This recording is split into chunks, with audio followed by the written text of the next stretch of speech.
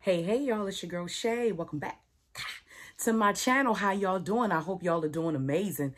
You could be anywhere in the world, but you're here with me. Welcome to fall. Today is welcome in fall, isn't it? I don't care if it was the welcome on September 22nd is the welcome today. Look, listen, y'all, it's a little dark. It's a little dark. It's stuff going on. Look, hello, welcome on my day ones. Thank you for being with me all this time. Thank you to all my new subscribers. And if you're stumbling upon me, welcome. Thank you for clicking on me. We are going to talk about perfectionism today. Are you a perfectionist? Do you wait to do things, or do you do things repeatedly? Yes, not repeat. Being repetitive and doing things repeatedly. Yes, my mother was an English teacher, so I need to get this right. You're doing things repeatedly to make sure that it's right. You're unable to kind of just flow. You know, I posted something on my Instagram on Friday just to kind of usher in this vibe for this topic we're talking about today, and that is go with the flow. Are you unable to go with the flow because your mind gets in the way? You want to be so perfect at everything. If that is you, keep watching. If that is you, keep watching. Don't forget to like and comment down below. Let me know I'm on your street, on your mind, on your block, in your yard. Let me know where I fall in there. All right, y'all, let's get it. Let's go. Let's get right into this. So we're going to talk about the problem with being a perfectionist. Let me start by accentuating the positive. If you are a perfectionist, you care. There's a level of care. You care. You care how you're perceived. You care about the work that you do. You care about how things are done. You care. So let's start with accentuating the positive. And the positive is that you care. You take a sense of pride in what you do. There is a sense of pride in who you are, that you want to be presented in the best way possible. And that to me is a positive. So hand clap for that before we get into the problems. Hand clap for that. Okay. All right, y'all. So let's get right into it. Let's talk about the problem with it. One of the things that came to my mind and the most problematic about being a perfectionist is that you miss out on life. You end up missing out on bits and pieces of life, and you may end up missing out on some blessings because you are unable to go with the flow. You are unable to put certain things aside to be able to move forward, right? So that's what we're talking about. So you miss out on life. I have 6 points here. Let's start with number 1. You tear yourself apart. You pick yourself apart and you tear yourself down. Why are you doing that? Why are you doing that? Let me tell you something. This social media world can be vicious, right? How many people do you know that are encouraging you? You don't need you to not be encouraging you. You need to be your biggest cheerleader. You need to, now don't lie to yourself now. Now, you know if there's some stuff you need to do better, okay, let's do it. But it's something about picking yourself apart down to the millisecond. You understand what I'm saying? Down to the why. It's something that is very negative and destructive about critiquing yourself to the point where it debilitates you. You can't even move. You can't even get nothing done because you're so worried about, oh, okay, I didn't do this. Oh, it's a different. Let me tell you something. I come from a long line of perfectionists, okay? My mother being one of them. And I remember this was years ago. I was a little girl and I came to her and I said, Ma, we're going on a field trip. I need you to sign this permission slip. Now, the permission slip had a part where you filled out a section and then you had a bottom part where you signed it and you signed and you gave it to the teacher, right? I was in elementary school. I'll never forget.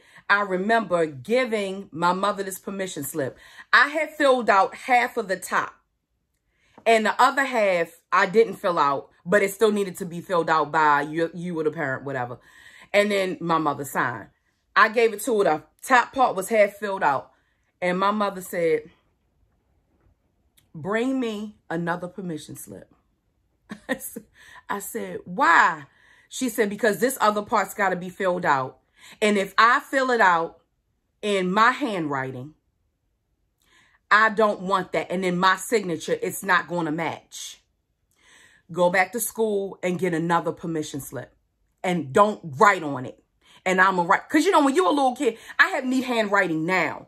But, you know, when you're younger, your handwriting is still developing. You're still developing. So it was not looking as neat as she would want it to be representative of herself. Okay.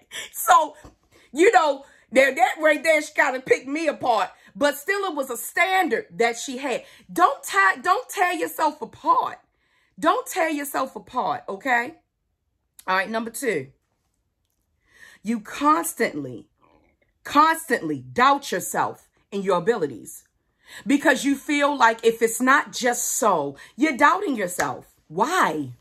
You're amazing. Trust me, you're amazing. If you have breath in your lungs and God puts you here, you're amazing. It's something that you need to be doing. It's something that you need to offer the world, right? Whether it's behind closed doors or on front stage, we all have a purpose. You don't have a show, a TV show without an executive producer. Do we know what the executive producer looks like? No, but we see their name in the credits, right? Everybody has something to offer. So it's going to stop you because you're doubting yourself. You're doubting your abilities because you can't do it like this person, or you don't talk like this person, or you don't dress like that person. But there's something that you have to offer. Okay? So stop doubting yourself. Stop doubting yourself. Okay? And your abilities because you're very much capable. Okay? Number 3, you question everything that you do. You question everything that you do. Okay, so should I do that? Oh, if I do that, then I do this. You all in your head 24/7. You're all in your head. You're doubting, you're guessing, you're questioning, you're tearing yourself all the way apart. And by the time you do that, you can't even breathe. You can't even live. You can't even live. Okay, number 4. You miss opportunities for advancement. You miss opportunities for advancement because they called you at the last minute. And you're thinking to yourself, oh my God, how am I going to do this? Right? Y'all know in my past life, I was a makeup artist. Okay? Past life, I retired now. But, you know, I used to do makeup. And I remember sometimes it's not real structured. And that's what I hated about the job. I hated it about it. Although I was freelance, you still would get, as a freelance makeup artist, you would get opportunities. Okay, do this person, do that person. I remember I got an opportunity. I had done a fashion show in New York and for backstage for the models. And then it was another opportunity where I could have come up the next weekend to do some type of expo or something that that the person who put on the fashion show was having. And I remember being so much in my head. And saying, well, how am I going to do that? Well, why do they really must have liked what I did. Oh, well, am I going to be able to recreate that again? Am I going to be able to do that again? Am I going to be? And I remember telling the people no, because my anxiety was so high. Not that I couldn't get there. Not that, because I'm in the Baltimore area. Not that I couldn't get there. I had a car. I could drive up. I'm kind of gangster when it comes to stuff like that. I got up and drove to New York and did the fashion show, did all that by myself, got in the car and drove back home.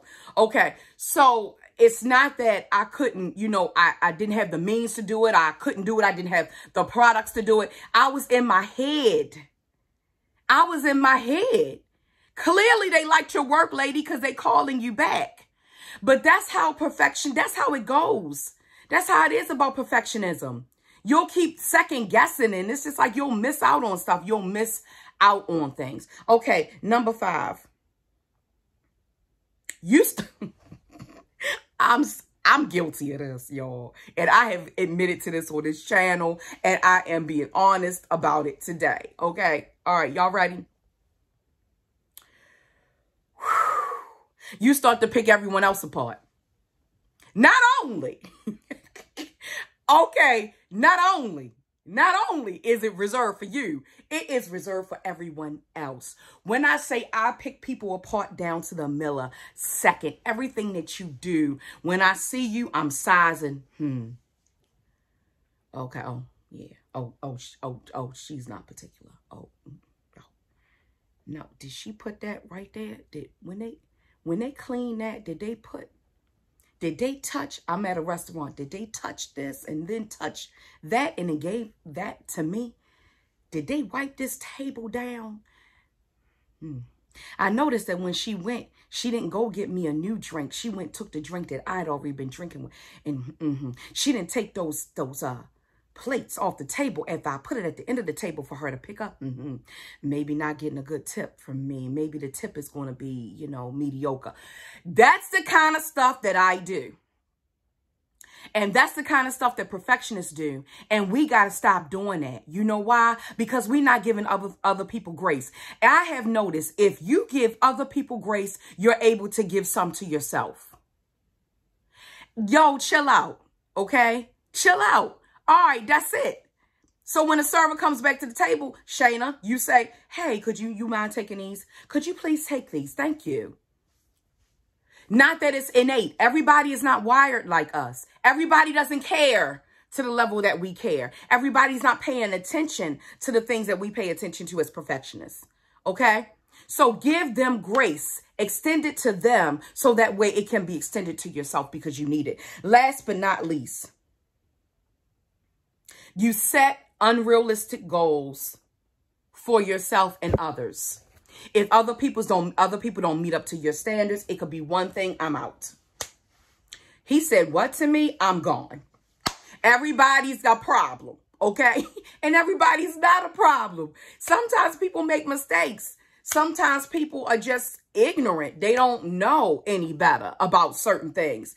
So it's up to you to kind of give the grace. And like I said, you set unrealistic goals for yourself. You on a weight loss journey. You trying to lose 20 pounds in a month. I mean, come on.